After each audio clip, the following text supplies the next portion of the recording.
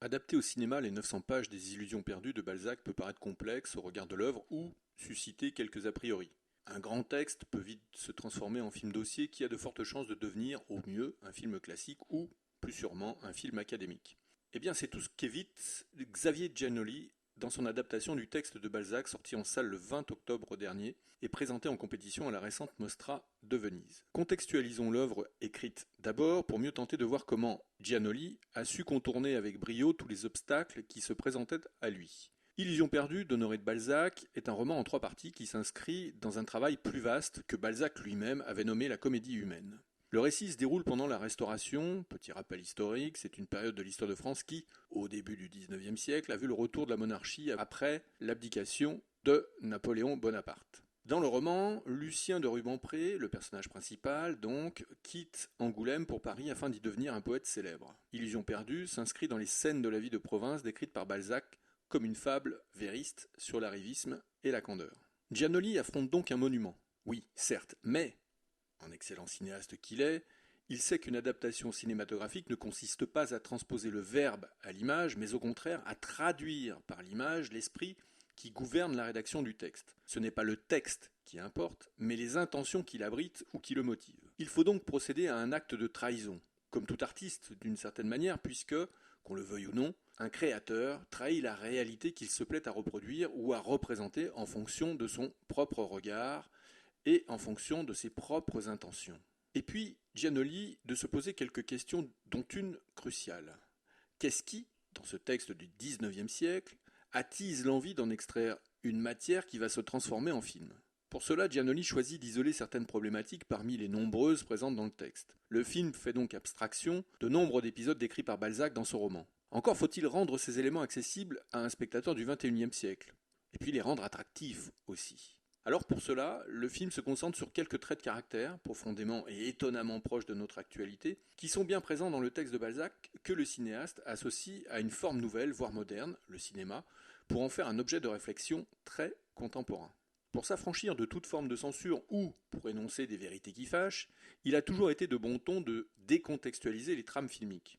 En projetant dans l'avenir, science-fiction, dystopie, anticipation, etc., ou en revisitant le passé, les films d'époque, KPDP, Péplum, etc., les cinéastes ont toujours parlé de leur présent, de leur contemporanéité. Illusion perdue, le film, ne déroge pas à cette règle. Giannoli assume les passerelles qui existent entre l'univers que dépeint Balzac et le monde qui est le nôtre. Rien de très novateur ici, en apparence seulement. Car lorsque l'on observe ce qui a été extrait du texte de Balzac pour les besoins de ce film, les intentions apparaissent nettement. Le film de Giannoli devient politique, au-delà du contexte évoqué par l'action du film et des luttes de pouvoir qui animent la société parisienne pendant la Restauration. Il devient politique dès lors que le cinéaste joue avec le contraste créé par la rencontre entre la modernité du jeu des comédiens et un texte qui remonte à 2 siècles. Cette modernité, de tous les instants, actualise le propos et les mots de Balzac prononcés par Benjamin Voisin, Vincent Lacoste, Xavier Dolan, Salomé de Vels, Cécile de France ou Gérard Depardieu sont revisités soudainement par le présent pour ouvrir le film sur une temporalité qui conjugue les séquences au présent. De la même manière, le jeu des corps est subtilement mis en valeur par la mise en scène qui prolonge une dynamique anachronique par quelques principes formels qui assument le télescopage temporel. Ce que nous voyons sur l'écran est bel et bien d'aujourd'hui et ne se limite pas à une valorisation du roman. La théâtralité pointe ici ou là pour souligner la nature profonde de ce qui réunit les personnages.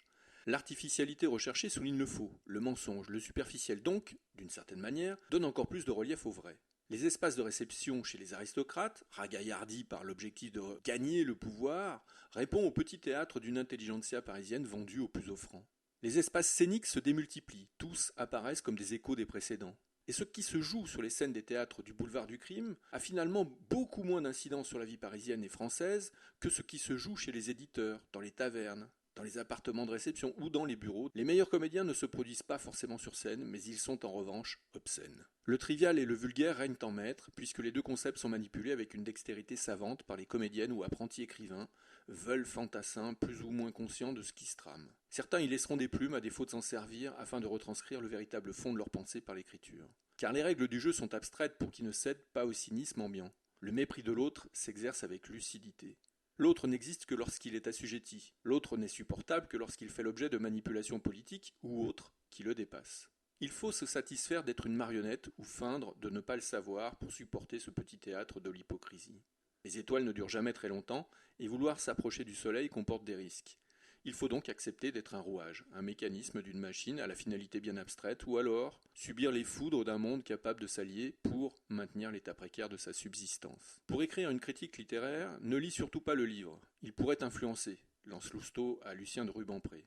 Le mot devient donc esbrouffe et le cinéma de Giannoli, dans la mise en scène qu'il nous propose ici, se plaît à en révéler l'inconsistance. Faire du vide un matériau n'est pas donné à tout le monde. Le cinéaste y parvient.